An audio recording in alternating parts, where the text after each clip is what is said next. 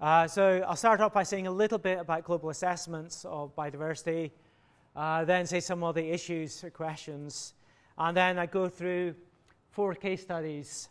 So the first one was my UK Biodiversity Action Plan, and we mentioned that on Tuesday, but we did a value transfer study there. So what we had was we split the study into 8 regions of the UK, and we tried to value or transfer values from one region to another and see if that valuation transfer worked. The second study is a study or review I did for DEFRA, looking at best practice for valuation in developed countries, in developing countries. So most of these study or valuation techniques have been developed for undertaken in Europe and North America. Can we simply apply those in developing countries? The third one is a study I did or was involved in the Solomon Islands, and that was a choice experiment there. And what we tried to do in that study was take some of the recommendations we had in this DEFRA review and apply it to the Solomon Island case study, and it's quite a neat study, so you should enjoy that. And the fourth one is currently people in the Scottish Agriculture College are doing an upscaling exercise on TEEB, and we've got some provisional results, so I'll show you them. They're not published yet, but they're as good as to show you what's happening in terms of that. So global assessments, the first kind of famous one was Constanza, which I think you've all heard about, and the team interim report also used a global assessment. And both of those studies were based on upscaling studies from local valuation exercises and trying to upscale it to the rest of the world. So if we're looking at value transfer and upscaling, what does that mean? So say we've got a study here on, say, the west coast of America, and from that study site, we did a evaluation, and we've worked out a dollar value for that study site. So it's maybe a forest somewhere in the west coast of America. Then can we take that study and say, okay, from that information from the study in the west coast of America, can we say something in Connecticut about it? And you can probably think, well, it's all America, you've got similar incomes, the ecosystem type is quite similar, so there's a good chance that you can transfer values from west to east coast America. So you've got a good chance of doing it. What about if we try and transfer this American study to Europe? Well, then again, we've got similar incomes to America. There might be different cultural elements, but some of the ecosystems might be quite similar. So the chances are that you're probably going to be reasonably successful on that. But maybe a big question is, can we take a study from America and translate it to Africa or South America, particularly when incomes are different, the ecosystems might be different, and we're trying to infer values of ecosystem services from one site to another, and that may be questionable. And studies like TEEB, they've got 22 ecosystem services. So then you've maybe got values from Northern Europe on, say, flood protection, and you've got values from South Africa about protecting biodiversity, and you want to apply these all over the world as well. So it kind of becomes quite complex. And so my question is, can values be effectively transferred across different regions of the world, given that the income and social demographics are very different across the world and the ecosystems are different across the world? So what we're trying to do in the case study is explore whether or not you can do this. So in terms of terminology, value transfer is a name of a technique where you put an estimate of a value from a policy site or to a policy site from existing study site. So your study site is your empirical valuation study, and your policy site is a new one that you're trying to infer that value. The value is going to be transferred. You'll often hear value transfer being called benefits transfer.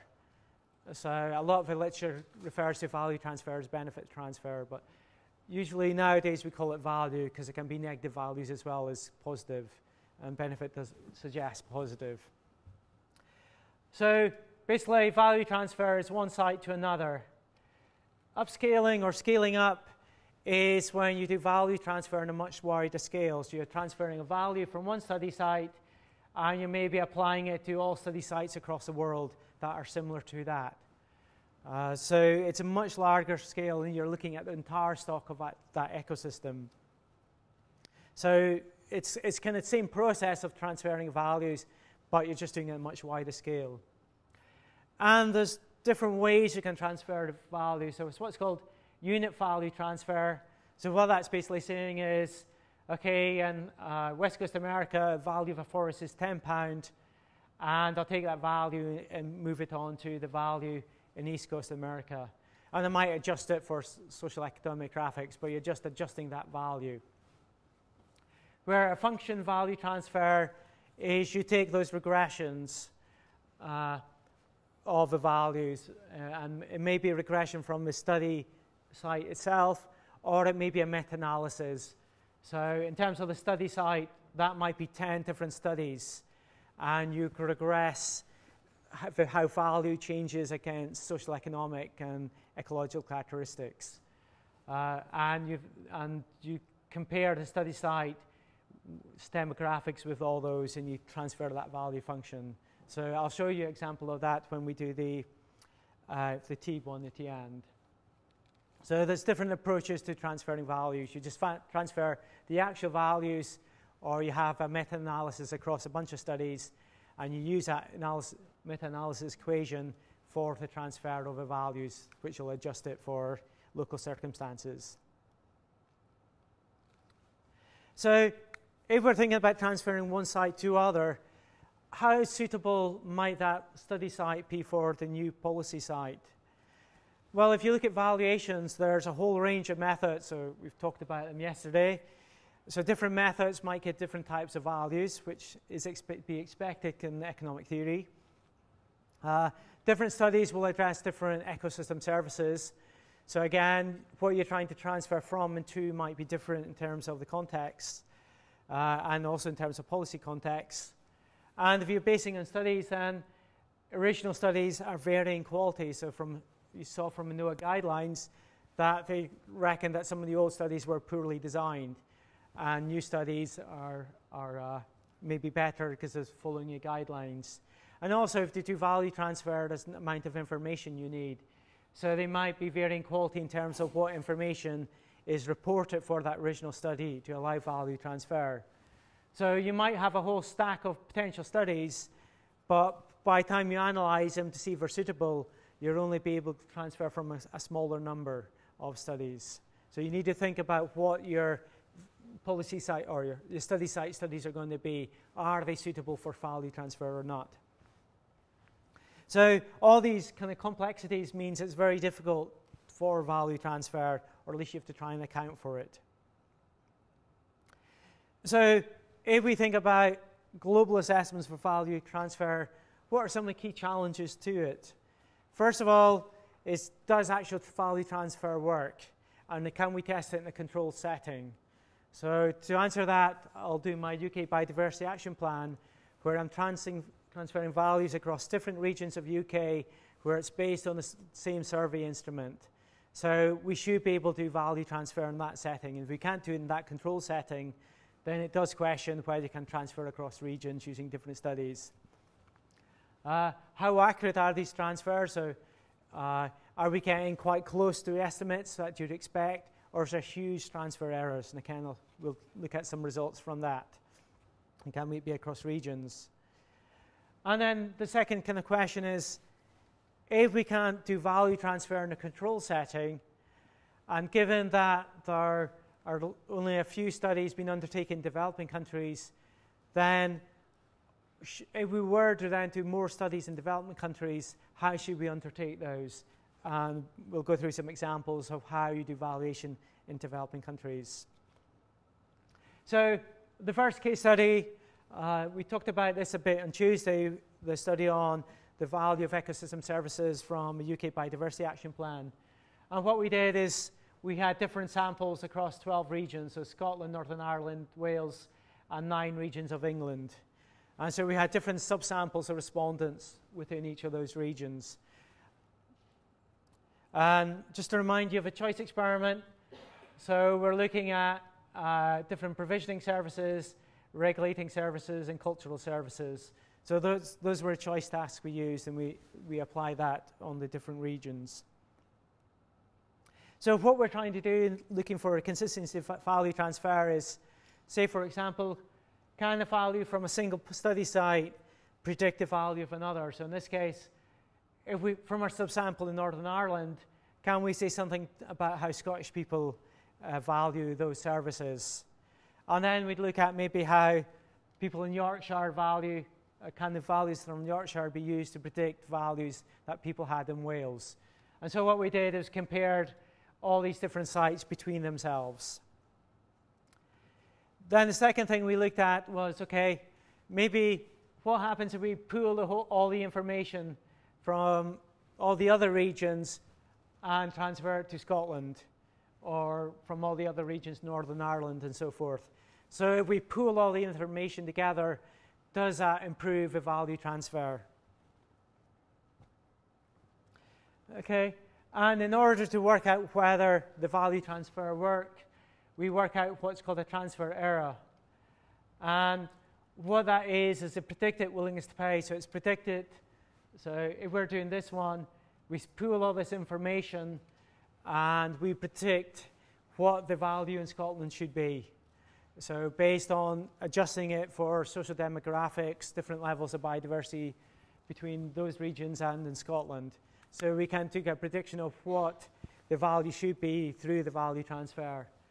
And then we look at the observed willingness to pay, which is the actual willingness to pay from the guys in Scotland, and we divide it by the observed. And that will give us a percentage transfer error. So how much out is the error? So we did this, and again, you won't see the numbers properly, but I'll pull things out. So these are the study sites. These ones here. So this is where the studies were undertaken. So these are the 12 regions. And this last row is when all the regions are pooled together. So just pooling all the information. And these are the policy sites of where it was transferred. So if I just highlight some numbers. So if we took figures from Southeast England and use that model from data from Southeast England to predict for East Midlands, which is also in England, then we got a 37% transfer error. So we're about 37% out, which is kind of all right. It's not too bad. We're about a third out. But if we took from Northern Ireland and try to get east of England, then we're 1,000% out. So it's a huge transfer error. So if you take one study site to another, then there are issues in that you might end up just getting it completely wrong. Or you might be lucky and get it right, but it's very hard to know which is right and which is wrong. If we now look at this row here where we're taking information from all study sites apart from the one we're transferring to and see if we can predict it. So from all study sites to try and predict in Wales, we get a 56% error. So again, that's kind of reasonable. And the highest error is 400%. So what that's suggesting is that if you pool information from a number of studies, the chances are you'll reduce some of the variation, so some of the wild ones will cancel out, and you'll improve the accuracy. So the basic message, and this last one is saying the percentage times that pooling information is better than basing it on one study site. And pretty much for most of these examples, by pooling information together across a number of study sites means you're more likely to get better predictions. So key messages from that is transfer errors from a single study site can be quite large. Where if you pool data from a number of study sites, then the chances are you'll reduce the transfer errors. But not always, but generally. So if you are doing value transfer, it's better to base it on a number of studies rather than a single one, and that kind of makes sense. But the implications of the study is that even in this controlled setting, where we had the same questionnaire in the same country, so social demographics are quite similar, if the biodiversity types are quite similar, we're still getting problems with value transfer. And if we can't do it within that control setting, then what's the chances we can take values from America and apply it to sub-Saharan Africa, where it's completely different contexts? And so my argument is maybe questionable. So the implications of that is if a lot of these global assessments, a lot of the biodiversity is in developing countries and a lot of the issues in developing countries. So it's really important we get a handle on what's happening in these developing countries. So if it's questionable, we can transfer values from developed countries where most valuation studies have been undertaken, then what's the implications for maybe trying to undertake valuation in developing countries? So the next study I'll look at is this review for DEFRA I undertook, the Department for Environment, Food and Rural Affairs in the UK, about the extent to which valuation has been undertaken in developing countries, and also does the way we do valuation in developed countries, can we just apply it straight to developing countries, or do we need to adjust it, and what may be best practice guidelines for doing that? So the name of the report was Evaluation of Economic and Non-Economic Techniques for Assessing Importance of Biodiversity in Developing Countries. So the aims to look at extent of valuation in developing countries, look at the methodological, practical and policy challenges of undertaking valuation in developing countries, and look at good practice guidelines. So first of all, we look at extent of studies in developing countries. And this EVRI is called Environmental Valuation Resource Inventory. It's held by Environment Canada, and it's basically a database of most of the valuation studies that have been undertaken. So it's a really good database. So if you're looking for valuation studies to look at, if you go to that website, and I think it's free access from the US, you can come up with studies. So from there, we found about 200 studies that had looked at biodiversity valuation in developing countries. And Web of Knowledge, I'm sure you all know about that. Do you have Web of Knowledge in the US? Yeah.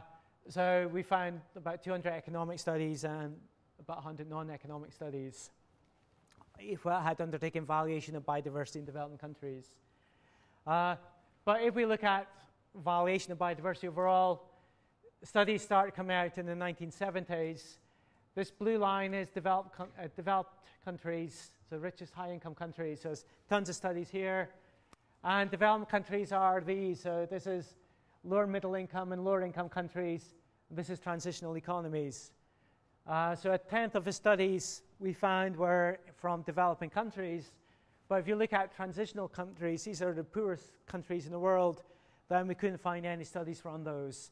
So the poorest countries where people maybe have got subsistence economies and reliant on the biodiversity for subsistence livelihoods, then we couldn't find any studies there from our specific searches. That's not saying people haven't done it, but they haven't been recorded in these two databases.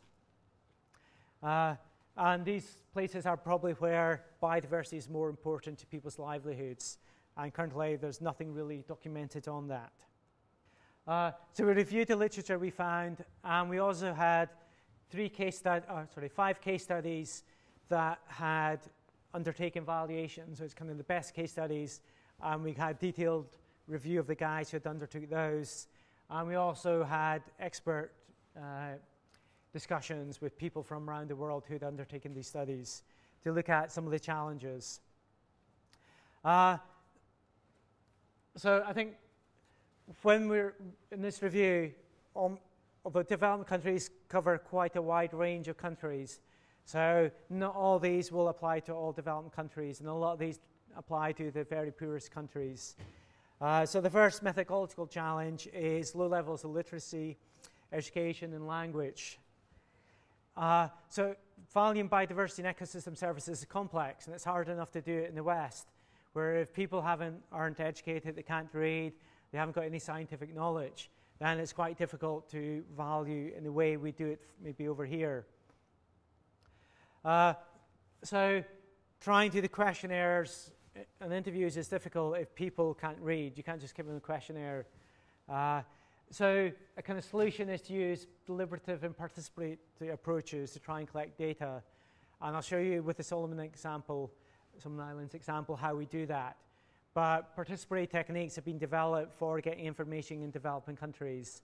So it's very much having detailed discussions with people, try and get them to work out what the issues are. So you're more facilitating the information gathering. And so I'll show you examples later on. Another issue, what we're trying to do is get monetary valuation of environmental goods. But some of these poorer countries have little or no economic activity, so they don't deal with money that much. Not in all, or not in most developing countries, but like the Solomon Islands, they've only recently had a cash economy. So if you're not used to buying things with money, and even normal goods and services, then trying to think about a state of preference technique where you're hypothetically giving an amount for a hypothetical good, then that just kind of blows your mind. It's too difficult to do. So it's quite difficult for people in these countries to try and think about economic values for natural resources. Another thing is the best practice guidelines for most valuation techniques have been developed for developed country contexts. So if you think about the NOAA panel review, it's suggesting for contingent valuation, you use a discrete choice referendum method. And that might be okay over here, but in some developing countries, you barter for a price of goods. So something like a payment card or something, or a bidding game might be a more appropriate way of listing it, because that's what they're maybe used to doing. So best practice here is not necessarily best practice in a developing country context. Practical challenge, sometimes extreme environmental conditions. So you try and get in the rainforest in the wet season, and you just can't get anywhere. Your computer crashes and so forth. So you kind of be careful where you go. Maybe more importantly, there's often a lack of capacity in poor countries about knowledge about how you do valuation, about having people who's able to carry out interviews. And it's important you do employ the local people, because often there's a whole bunch of local nuances which you're maybe completely unaware of. And without local people interpreting those nuances, then you might miss out some important stuff. So again, you need to employ local people, and that means that you need to train up and build capacity within the local area. But it's not all bad news. Often it's easier doing surveys in developing countries. So people tend to be happier answering questions, and they're happy to listen to new ideas and so forth. And it might be cheaper to get interviews, so you can have much larger sample sizes for not as much cost. So doing valuation studies here can be quite expensive in developed countries.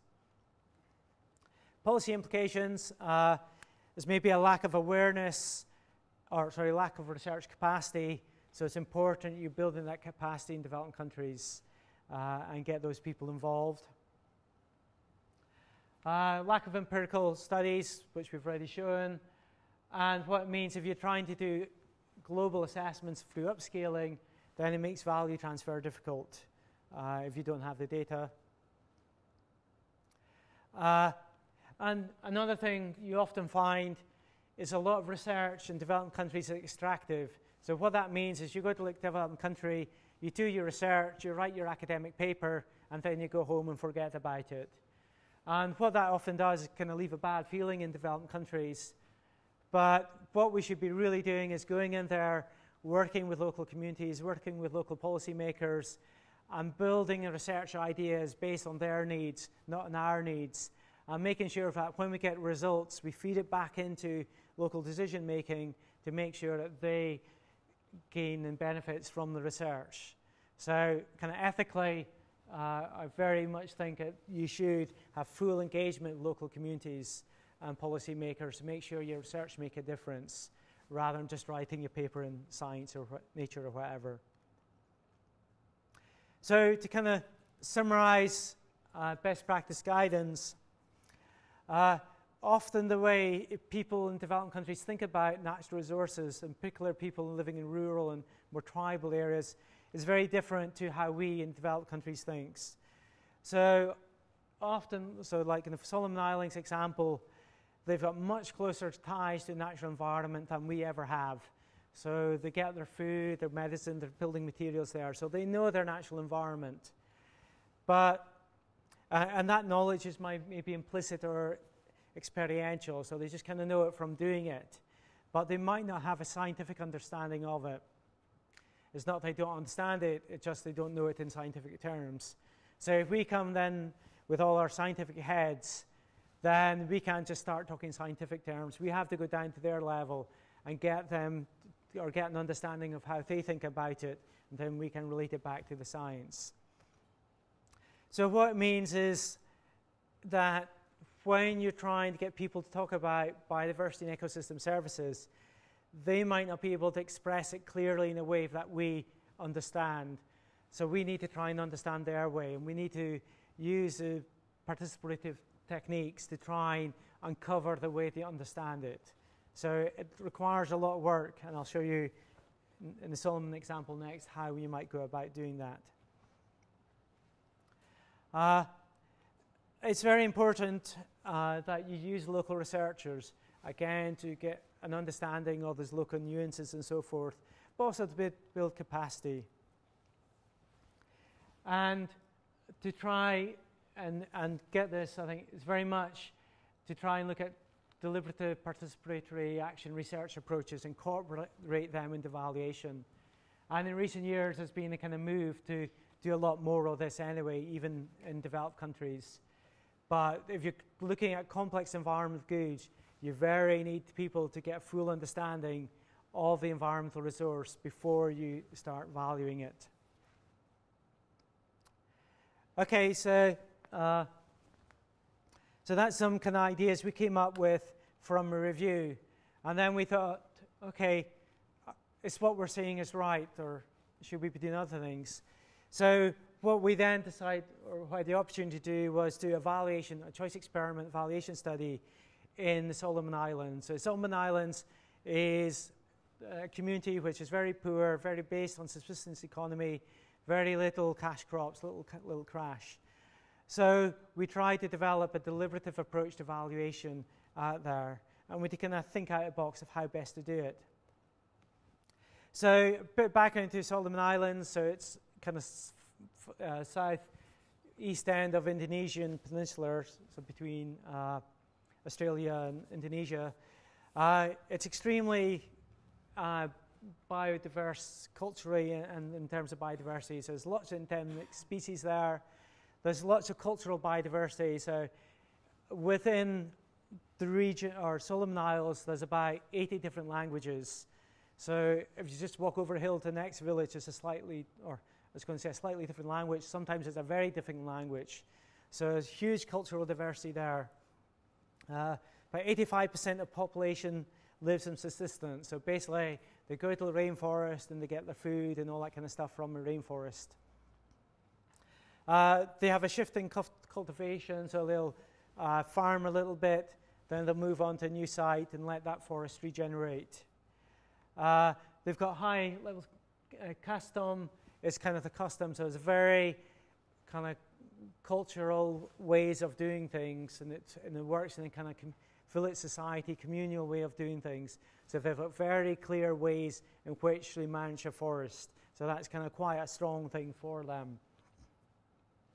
So it's a very kind of primitive society, but there's a lot of pressures on them. So from particularly logging and mining companies are trying to go in. And a lot of the Solomon Islands, these loggers have gone in, cut down the forest, and they've paid some compensation to the local communities. But to a large extent, once they've come in, it's kind of destroyed the whole sociocultural heritage and their means of surviving. So there are big issues with this. And a community that we've engaged in, called the Kahua, they have realized that. So they have set up an organization to try and fight against the loggers, to try and say, well, the rainforest is more important to us than any income you might have from logging incomes and so forth. But they have started cash crops of coca, copra, palm oil, and teak. So there is money going in, and that is causing some problems. So once you start getting money into an economy that hasn't had any, then it does cause some cultural problems and so forth. And there's rapid population growth, so there's more intensification. So they are quite a subsistence economy, but there's a growing level of pressure on them. So the region we were looking at is Kahua, which is the northwest of Solomon Islands, and it's a region of about 4,500 people. So it's very isolated, so there's no roads or electricity. So to get there, you're about a day and a half canoeing up a river, then walking through the rainforest a bit. There is a little bit of money. So on average, people maybe have about $200 per year. So it's only a tiny amount of money, and that's just from cash crops. So certainly they're not based on economy. And what Kahua Association's done is realized the pressures on them, and they've tried to protect their own cultural heritage and their way of life. So what we're trying to do is, from earlier discussions with the Kahua Association, we knew there was a lot of pressures, and we knew that they understood to a certain extent how important the forest was to them. And what we wanted to try and do is demonstrate to them much more how valuable it is and compare it against the possible incomes from cash crops. So we did a choice experiment. And so it's kind of the outline of how we undertook our deliberative choice experiment. First, we went to tribal leaders and said, well, we want to have discussions with you. Is that okay? So you kind of need a bit of negotiation, although we've got quite good links with him, so that was not too bad. Then we did a warm-up exercise. So what we did was we got them to chat about the forest and kind of where they get food from and what kind of products they get. And then we sent them all off into the forest and said, come back with 3 forest products, so leaves of trees and so forth, or things that you utilize in your everyday life. And we thought they'd come back with maybe 25 or so different products. And I think they came back with about 500 different plant species. And that's out of about 500 people. So they've got a great use of a forest. They're using 500 different types of plants and so forth from the forest for different uses. So if you think about how much knowledge they have within their society about different plants and trees and so forth in the forest, it's quite amazing. And I'm sure they could have got a lot more if they tried. So that exercise there was just to kind of get a feel for how important the forest is, and also give us an understanding of a relative level of use of that forest. Then we did a choice experiment, and I'll describe that in a moment, but we basically looked at 4 forest attributes, and we did kind of standard choice experiment, but we used a participatory approach. So we had stones in the ground and so forth, and I'll show you that in a moment. And then where deliberative element comes in is you start having discussions with them. So we can all sit around in this kind of village, open area, and we get them to think about the value of the wild and subsistence goods. So we say, okay, so one of the attributes in the choice experiment was a thing called goo, which is a kind of fine, which is made to use ropes and used for building and so forth. And we're saying, okay, think about how much vine you get from a forest, and think about how much it might cost you if you went into the capital and bought that rope.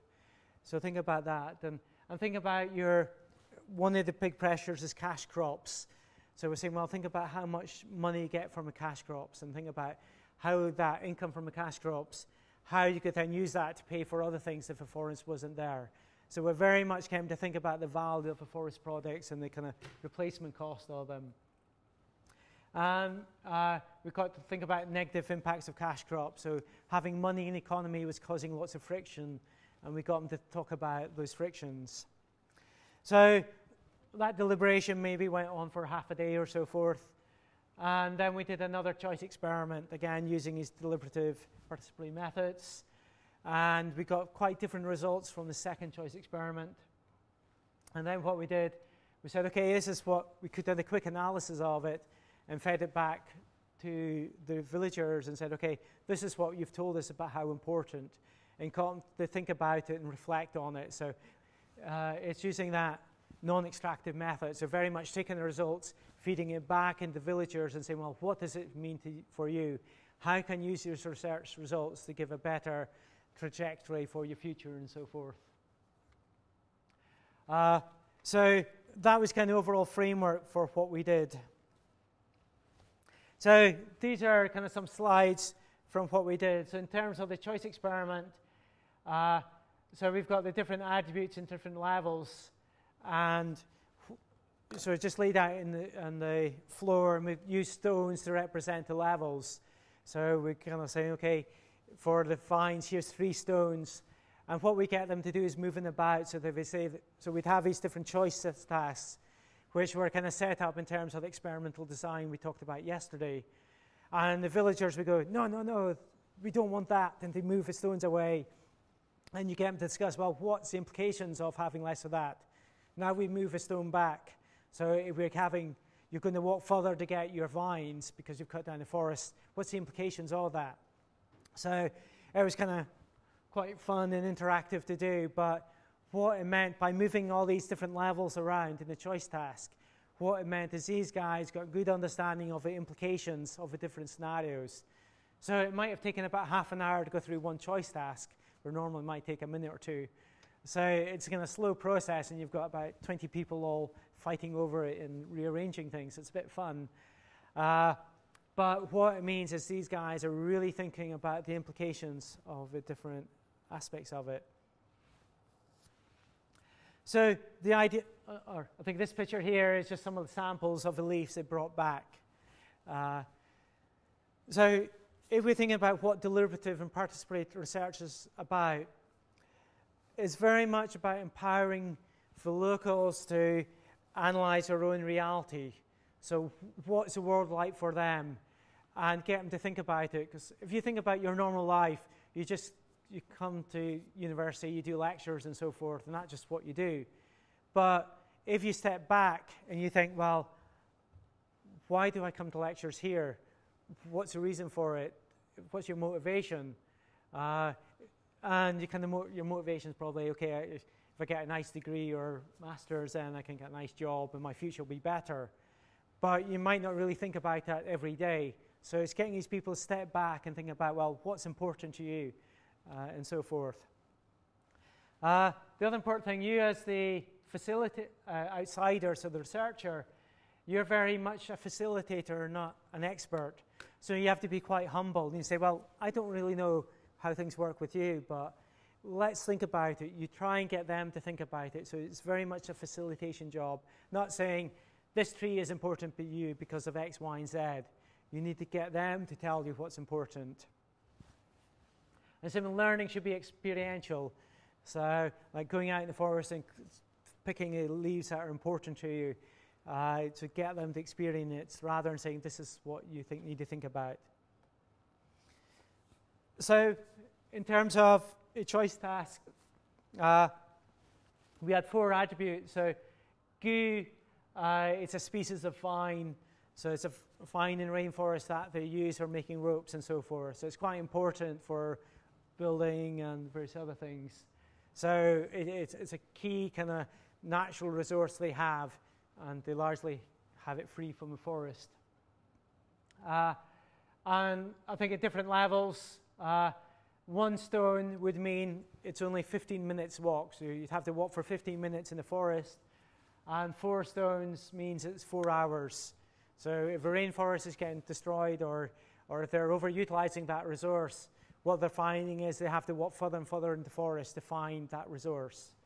So those are at different levels of those 2.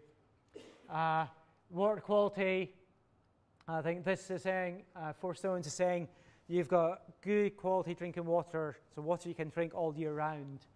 Where 1 stone is saying the water quality is only good to drink 3 months of the year, and the rest of the time it's maybe being contaminated by mining activities or so forth. Then these 2 are kind of confounded together. So what we're saying is the villages have all these gardens where they can either grow the food gardens or grow gardens for food that they'll consume, or they can grow coca gardens, so cash crops. so things they can sell. So what this one here is saying that a quarter of your garden you'll use for subsistence food, and the other 3 you'll use for cash crops. You'll get some money in it from it, but you might have to buy some food. And this one, 3/4 are food gardens and 1/4 are cash crops. And then there's different amounts. So again, you use experimental design that we showed yesterday to identify the different levels of these attributes. And from a picture we showed before, this choice task was laid out in the ground in terms of pebbles. And as we changed from one choice task to the other, we'd move the stones about, and they would come and move them around as well and have lots of discussion. And we'd then try and get them settled down and say, well, which of these are your preferred options? So just a kind of bit more participatory way of doing it, but kind of similar to what we've already talked about. So if we look at results from the first choice task, so this is kind of after a bit of discussion and so forth, the baseline scenario was to get the GU defined, you'd have to walk 4 hours, but we can prove it to walking down to 15 minutes. They're willing to pay about $11 US. To improve water quality from 3 months to having good water all year round, they're willing to pay $33.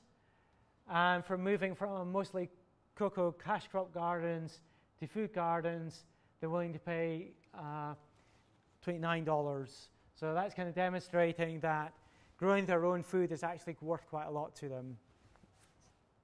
So to a large extent, it all seemed to work out. So that first choice task, they seem to be engaging in it. They seem to be making trade-offs between different forest attributes and the monetary element. And we were quite happy with that analysis. Looked great. We can't do choice experiments in a very subsistence-type economy. But in the second one, they refused to trade off the money account, the money element. So when we're doing it, we said, here's all the environmental attributes. And remember, we spent about, say, 4 hours discussing how important the forest was and so forth.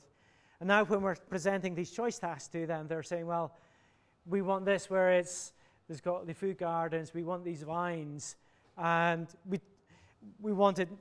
don't want to, that money doesn't matter how much money, we want that. So they stopped trading off in the food, in the money cost element. And, just going back here, this $73 is about a third of our annual income, or so forth.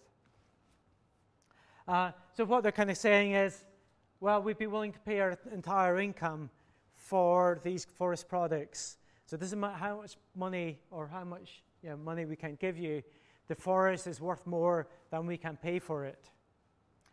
And it took us a while to recognize that. Firstly, we thought that just a choice experiment collapsed, and we were kind of going, disappointed about it. But once we started chatting to him more and more, we realized that through a deliberation approach, they'd recognize just the value of the products they get from a forest. So if we were to replace the vines with having to buy rope, then they couldn't afford to buy as much rope as they needed. If they replaced all the food gardens with cash crops, the income from the cash crops wouldn't be enough to buy the food from external sources. So what happened is they then began to appreciate just how important the forest is to them. So our conclusion is that, and not only just the money cost, they were also demonstrating deeper held values. So not only were they thinking the cash crops won't pay for all the products we want, but they're also realizing that by maintaining the forest in the best condition as you can, then that will ensure that for all their kids and future generations will have enough food and products from the forest. So when they're describing why they came to that decision, it wasn't just for them, but they had very strong belief that they needed to protect the forest for the future generations. And that was going to be the only way they secured their future, if they maintained the forest. So that was quite a profound statement from them. The other important element they were discussing about why they didn't trade off money was all these social cultural elements. So not only were there traditional products they gained from a forest, but all the kind of traditional cultural practices So they kind of worship the forests, worship the rivers, and so forth. So all the kind of cultural heritage is linked in with that forest. And they start cutting down that forest, they're going to lose all that heritage. And again, they recognize the importance of that cultural heritage. So there was kind of realization of just how interconnected their lifestyles were to the rainforest. And you couldn't replace all those benefits, cultural benefits and so forth, with any monetary income. So it was kind of quite a profound kind of finding that we got from there. So if we look at kind of some lessons learned from that, so they participate deliberative approaches to undertaking valuations, so using all these kind of stones and big discussions, overcome many of the practical issues for valuation. So they're illiterate, so overcome some of those illiteracy problems and so forth. So it was good for that. And those deliberative approaches very much draw on action research. So action research has been developed to try and work out information from developing countries, but then make sure that information is used to develop for future policies. And we very much looked at that action research. The other thing is we're taking a group-based approach. So normally when you're doing valuation studies, you ask individuals, how much are you willing to pay, how much are you willing to pay? And you're assuming that people are utility maximizers. So what you're trying to do is maximize your own benefit. And what you're doing is maximizing your own benefit. And we aggregate it up. But in these more subsistence societies, it's very much group decision making. So as a village, you'll all sit down together and they'll work out what they'll do in terms of future of a rainforest. So their decision making process is group decisions. And there's very much social values. So people work on a social value context. So they're very much decisions are made for society as a whole rather than their individualism over here. So again, the way we undertook it was a group process. And there are big issues about how you aggregate group values. But what's interesting now, in the UK, we're started thinking about social values.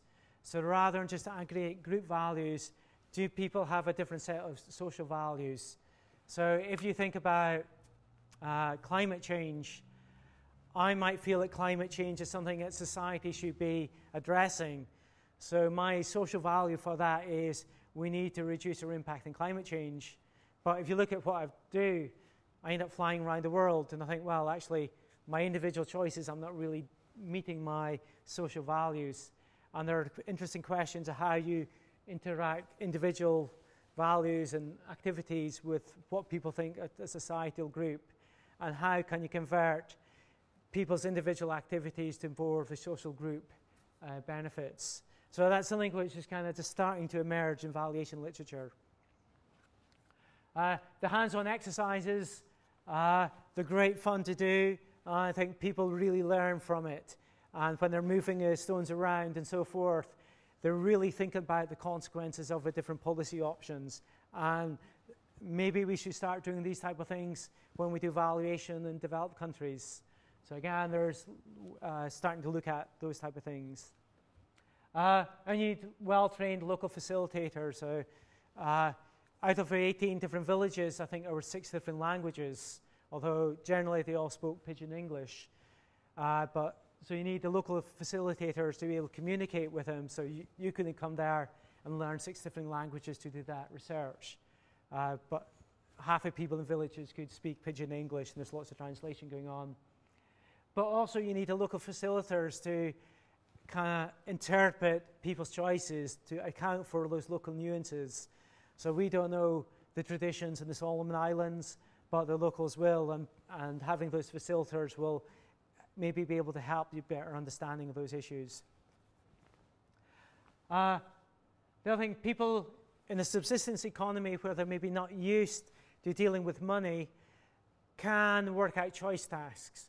So because maybe they're not used to dealing with money, they're not educated, but they have a cognitive ability to trade off these different choice tasks. So a choice experiment type activity isn't beyond them. You just might have to adjust it for their context. Social learning's got considerable impact on value outcomes. So what that's meaning is through a deliberative approach, we had half a day's discussion about the choice task and what the forest means. And through that deliberation, they developed a better understanding of their own realities. So there was kind of social learning. And that affected their choice task. So then they become more aware that forest was more important to them than any money. So what that maybe says is values are maybe not preformed. So, and it becomes a big issue for valuation. What are we trying to value? Is it me going to ask you just now how much you value biodiversity from your current knowledge, or do I make you informed about what biodiversity means for you and then ask you as an informed person what value means to you? So, and again, it's something which we're starting to research in the developed country context is if we're valuing complex goods that people haven't got practice in dealing with, then should we need social learning? And does that construct preferences or does it better perform preferences? So we take example of the mountain biking one. Me as a mountain biker, I know exactly what type of mountain biking experience I want because I do it every weekend. So I've got a very clear idea of what my values are. Where if you're thinking about biodiversity and ecosystem services, I don't really trade in that. So I might not have thought about it before. So do I have properly formed preferences? And it's maybe only through that discussions and starting to think about it do I really understand what I want and what I don't want.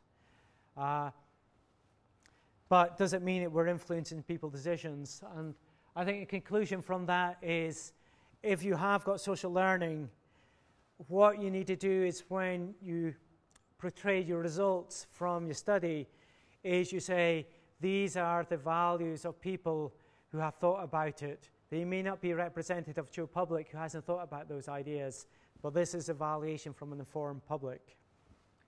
I think the other element there is for the Biodiversity Action Plan project we did, and if you remember, we talked about it, we had some films, or we had the choice task, then we had a couple of films on biodiversity and ecosystem services and lots of discussion, and did another choice task. And what we found of those, and also we had 2 months later, we contacted people again and said, okay, now you've lived with this idea of biodiversity and ecosystem services in your normal life. Here's another choice task and see how you now think about it. And what we found is the actual values didn't change, but people's standard errors in those values got smaller. So people were more aware of what their values were. Where doing it naively, there was lots of errors, so people weren't really thinking their choices. So what that suggests is social learning can actually improve valuation without necessarily affecting those valuations. But I think it's something that people have only started looking at, and we maybe need more research on those ideas. The last thing I want to do is try and finish off with this TEEB quantitative assessment. So in the early stages of TEEB, they tried a kind of value transfer exercise and to look at the overall value. And with the TEEB exercise, we kind of reviewed different methods and how you do it. We kind of expanded the database of valuation studies. And currently, led by people in Scottish Agriculture College, they're doing an upscaling to try and work out the value. So I don't think it's not properly finished, so this is kind of preliminary results and it hasn't been published. But it's an example of upscaling within the TEEB context. So what they're trying to do is estimate global benefits of a series of global change scenarios. So if we talk to a whole bunch of kind of experts and try to work out what is the future of the world going to be in the next 10 and 40 years or so. So the method, they identify these possible future scenarios for the world, and I'll say some more about that in a moment. Then they used this biophysical models called Globio, and what that did is look at the impact of these future change scenarios on biodiversity and ecosystem services. And then they use value transfer and upscaling to look at the economic impact of the changes, those scenarios, on these biophysical ecosystem services. So in terms of the change scenarios, there's 9 scenarios. So looking at agriculture production, so given that plant technology and so forth, and livestock breeding, then we can, in the next, so this is the 2050 timescale, so they reckon we can increase yields from crops by 40% and livestock by 20%. So we can increase the output from agriculture. So that was the first scenario. So more efficient ways of logging forests and so forth. Expanding the area of protected areas from a current 14% to either 20% or 50%. So having much more protected area management. More of a REDD, so reduce emissions from deforestation and forest aggregation, so fully minted REDD. Increase in bioenergy, so from 0.5 to 4 million kilometer squares for biomass production, and changing global diets to a healthier diet and substituting meat to protein. So these are 9 scenarios that these policymakers and thought could happen in the future and possible ways of reducing impacts. So then what they did was use a couple of models, kind of complex systems models, to look at the impact of those scenarios. And also looked at other change, so looking at population growth, economic growth, and these are the scenarios of protected areas, different agriculture yields and so forth. And they fed it into this image 2.4 model, and that kind of took all this information, looking at land use changes and so forth. And kind of it's a big systems model that you take information from databases from around the world and different regions of the world. And the output of that, so things like emissions and so forth, they fed into this GloBio 3 model. And that's looking at different drivers of environmental change, looking at different effects, and it looks at the indicators on biodiversity, so things like mean species index, abundance, and so forth. So basically, by combining these 2 models, they got these different scenarios for the future, so how the world might be by 2050, went through all these systems and worked out what the impacts are on biodiversity. So, and impacts on biodiversity and ecosystem services. Then what they try to do is, or based on those impacts, changes in ecosystem services and biodiversity, they try to look at what the value of those changes. And to do that, they drew on the TEEB database. So from the TEEB database, they came up with, it was about 500 studies or value points that they utilized. I think that there's a lot more in the TEEB database, but not all are suitable for valuation. So they kind of looked at different habitats. So their analysis was in different biomes, so from tropical rainforest, coral reefs, and so forth. So looked across different biomes. And these numbers here relate to the number of studies that are found in those biomes. So currently, there's lots of studies in coastal wetlands, tropical rainforests, coral reefs, and inland wetlands and temperate forests. And some like glaciers and so forth, there's no real studies on. So if we kind of only utilized those biomes where there was good set of data, so there's no point trying to do this analysis if there's only one data point, because they probably have huge errors. And they've got for different regions again, so there's different information from different regions, and they were doing a kind of spatial mapping, a GIS mapping of all this. So they looked at different regions, and they also looked at 22 different ecosystem services, so it had values for different services.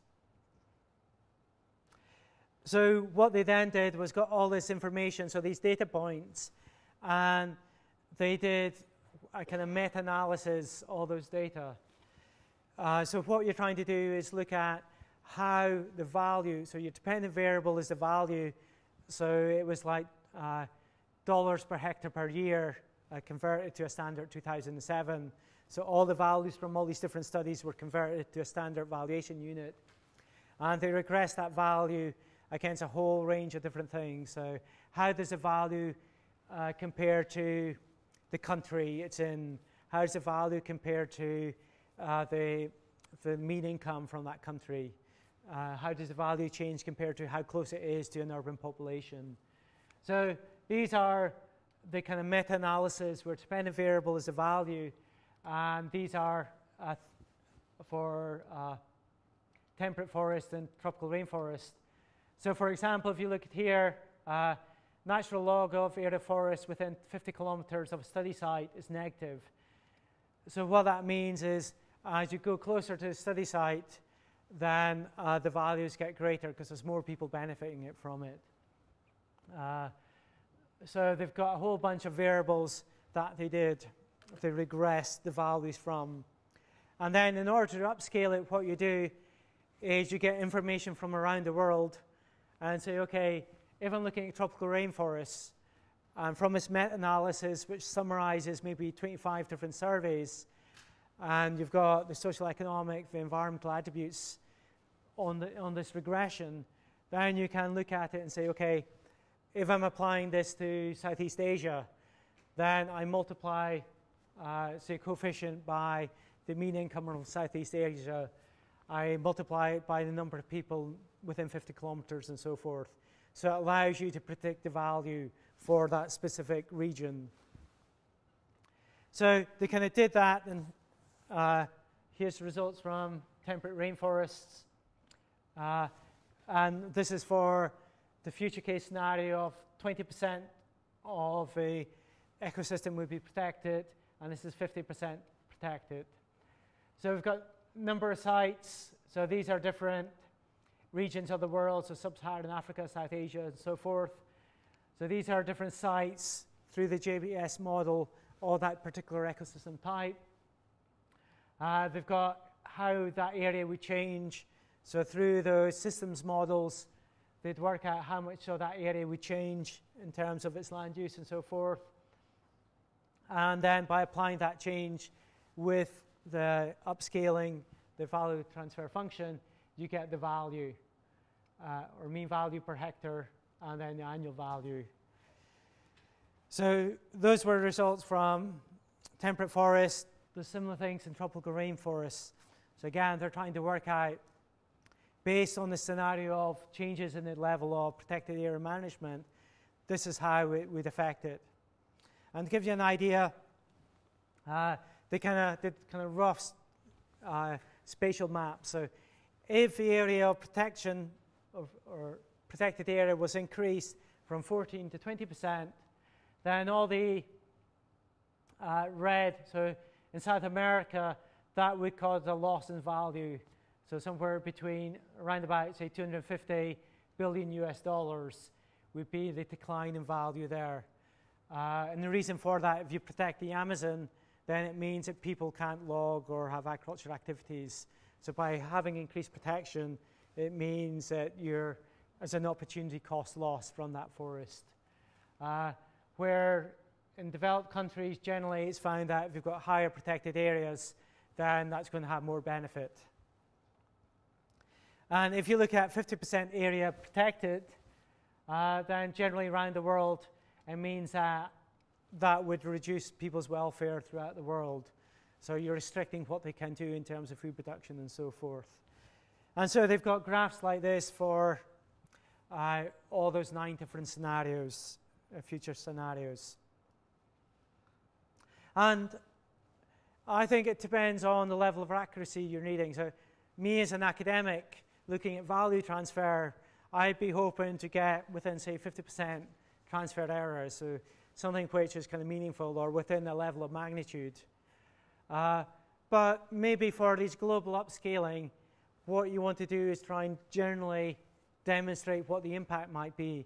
And you might be a little bit more relaxed on the size of errors. And often with these, if you're pulling together lots of surveys, then a lot of those errors cancel each other out anyway. So I think it does provide useful information. if you can demonstrate the economic impact of these global change models. And by creating numbers, it does lead something for a discussion. Numbers might not be 100% accurate, but as we saw from those graphs, we see that in some areas of the world, so South America, it might have a negative impact, where in Europe and North America it might have a positive impact. And those kind of changes, positive or negative, are probably quite robust.